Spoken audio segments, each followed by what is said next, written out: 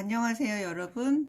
코로나19 확산 방지를 위한 사회적 거리두기를 잘 실천하고 계신가요? 하루빨리 여러분들을 교실에서 만나기를 고대하면서 오늘부터 온라인 수업을 시작하도록 하겠습니다.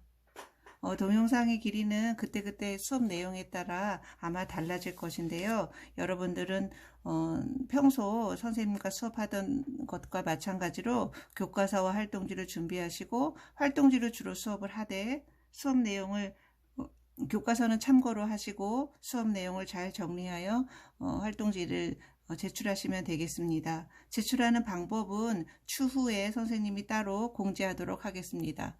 자, 그러면 수업을 시작하도록 하겠습니다. 자, 확률과 통계 시작합니다. 자, 확률과 통계 첫 단어는 원순열이에요. 원순열의 뜻을 알아보도록 하겠습니다. 원순열이라는 것은 뭐냐면 서로 다른 것을 원형으로 배열하는 순열이에요.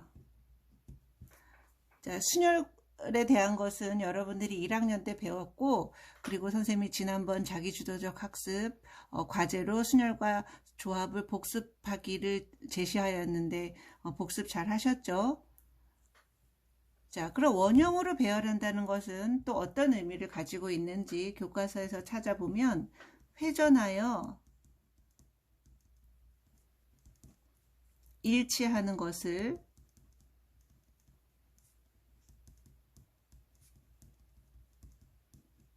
같은 경우로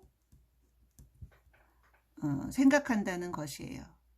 자, 한번 선생님 예를 들어 볼게요. 자, ABC가 있습니다.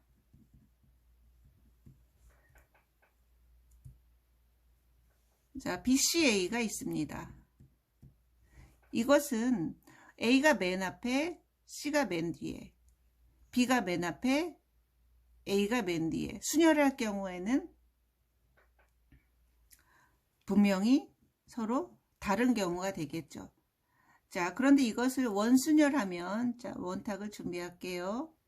A, B, C가 되고 B, C, A가 됩니다. 자, 그럼 봐보세요. A의 오른쪽에는 B, 왼쪽에는 C. A의 오른쪽에는 B, 왼쪽에는 C가 되어서 순열일 경우에는 ABC와 BCA가 서로 분명히 다른 경우가 되지만 이것을 원순열로 생각하면 서로 같은 경우가 되는 거예요. 자, 그럼 우리 좀 더 구체적으로 원순열에 대해서 알아보고 공식을 한번 유도해 보도록 하겠습니다. 자, ABCD를 일렬로 나열하는 순열의 수를 구하시오. 자, 순열 4개를 순열하니까 4P4가 되고 4팩토리얼. 자, 계산하면 24가지가 되겠죠. 자, 그럼 이 24가지 중에서 원형으로 배열할 때 생기는 같은 경우의 수는 몇 가지가 될 것인지 한번 생각해 보도록 하겠습니다. 일단 ABCD가 있습니다. 원형으로 생각하면 처음과 끝이 없어지니까 이번에는 B를 맨 앞에 두고 순서는 똑같고 A를 맨 뒤로 보내보도록 하겠습니다.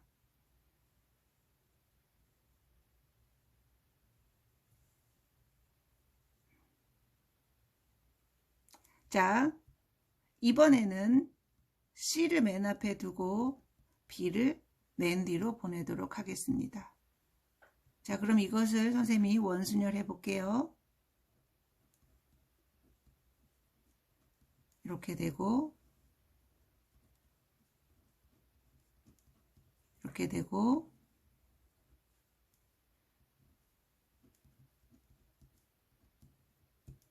이렇게 되겠죠. 자, 그럼 보세요. 자, 위의 순열은 분명히 다른 경우지만 원순열로 하면 맨 처음에 것 A의 오른쪽에 B, 왼쪽에 D. 두 번째 것 A의 입장에서 보면 오른쪽에 B, 왼쪽에 D. 세 번째 것도 A의 입장에서 보면 오른쪽에 B, 왼쪽에 D가 되어서 모두 같은 경우가 되는 거예요. 자, 그럼 또 같은 경우가 또 있을까요? 자, 이번에는 D가 맨 앞에 오는 경우입니다.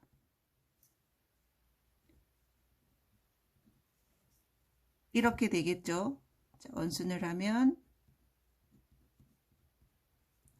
A의 오른쪽에 B, 왼쪽에 D에서 같은 경우가 되는 거예요. 자, 그러므로 위에 24가지를 원순열, 다시 말하면 4개가 순열했을 경우에는 24가지가 되지만 각각의 경우에 대해서 같은 경우가 모두 4가지가 생기는 거예요. 다시 말하면 4명이니까 4명 맨 앞에 오는 경우는 모두 4가지밖에 없게 되겠죠. 자, 그럼 ABCD를 원형으로 나열하는 경우의 수는 그래서 결국 몇 가지가 될까요?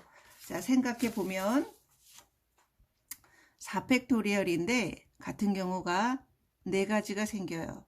다시 말하면 3팩토리얼이 되겠죠? 계산하면 6가지가 될 거예요. 자, 그럼 이 6가지를 원탁으로 그려서 모두 정말 다른 경우가 되는지 확인해 보도록 하겠습니다. 여러분들 이 6가지를 한번 그림으로 나타내 보세요.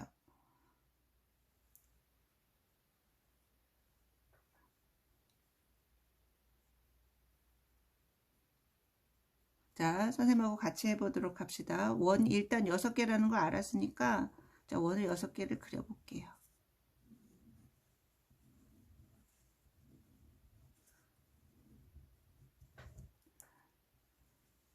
일단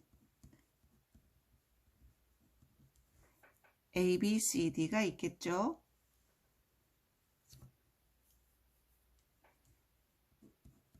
이번에는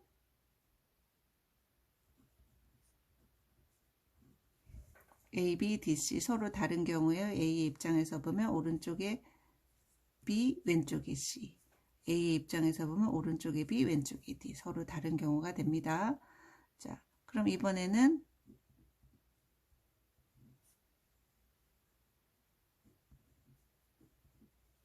이게 있고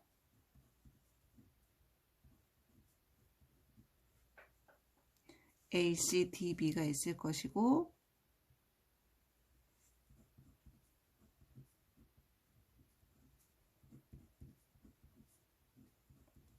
이게 있을 거예요. 그래서 이렇게 모두 6가지를 그릴 수가 있겠습니다. 자, 그럼 이제 우리가 일반화해서 n개를 원형으로 나열하는 경우의 수를 공식화해 보도록 하겠습니다.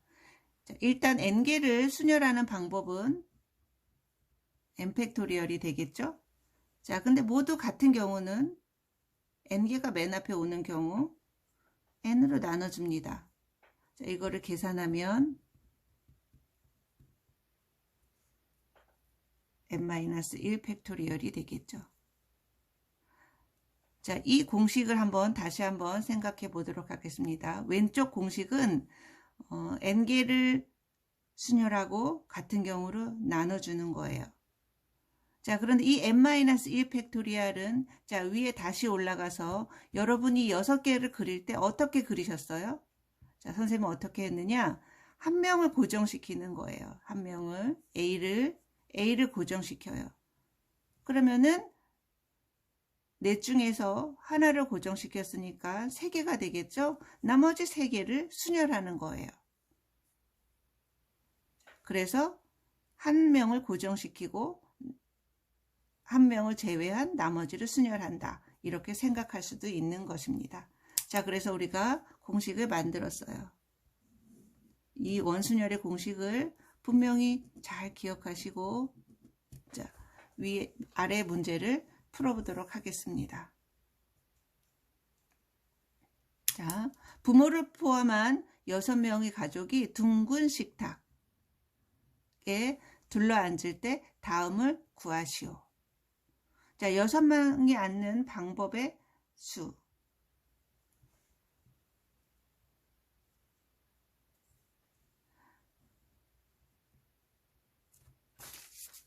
6팩토리얼이 될 거고 같은 경우가 6개가 생길 거예요. 또 다른 말로 얘기하면 한 명을 고정시키고 나머지 5명을 순혈하면 됩니다. 그래서 120까지가 되겠죠.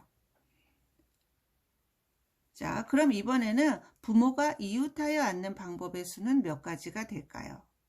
자, 이런 문제는 어떻게 하냐면, 자, 원탁을 두고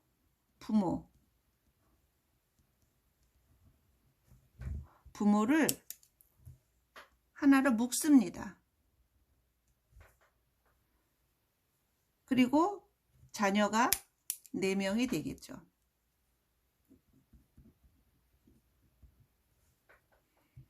다시 말하면 5명을 부모를 하나로 묶어서 5명을 원순혈하면 됩니다. 자, 그러면 4팩토리얼이 될 거고, 자, 그런데 부모가 바꿔 앉는 경우가 생겨요. 부의 왼쪽에 모가 앉는 경우도 있고, 바꾸면 부의 오른쪽에 모가 앉는 경우가 있겠죠. 그래서 다른 경우가 2가지가 생깁니다. 그래서 계산해 보면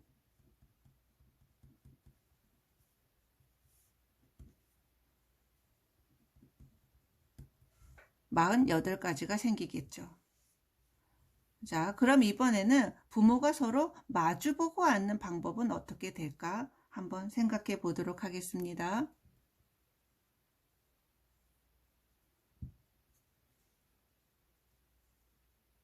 자, 원탁을 두고요.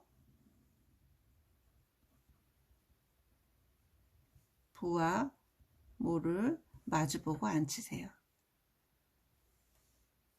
그리고 나머지 4명을 순혈하면 되겠죠. 나머지 4명 순혈하니까 4팩토리얼이 될 거고요. 자, 그럼 여기다가 부와 모가 바꿔 앉는 경우가 있으니까 곱하기 2를 생각하기 쉬울 텐데, 자, 여기서 부와 모가 바꿔도 서로 마주보고 앉는다는 사실 자체는 변하지가 않아요. 자, 위에 2번에서는 분명히 다릅니다. 부의 왼쪽에 모, 부에 바꿔 앉으면 부의 오른쪽에 모. 그러나 여기서는 부모 바꾸면 아래 위로 바꿔도 마주 앉는다는 것 사실이 변하지가 않죠. 그래서 답은 곱하기 2를 하지 않아요. 그래서 24가지가 될 것입니다. 자, 이제 예제 문제 하나를 풀었는데요. 여러분들 나머지 예제를 모두 풀어주세요. 그리고 다음 강의에서 선생님이 중요한 점을 다시 한번 짚어주고 다음 진도를 나가도록 하겠습니다. 안녕. 안녕.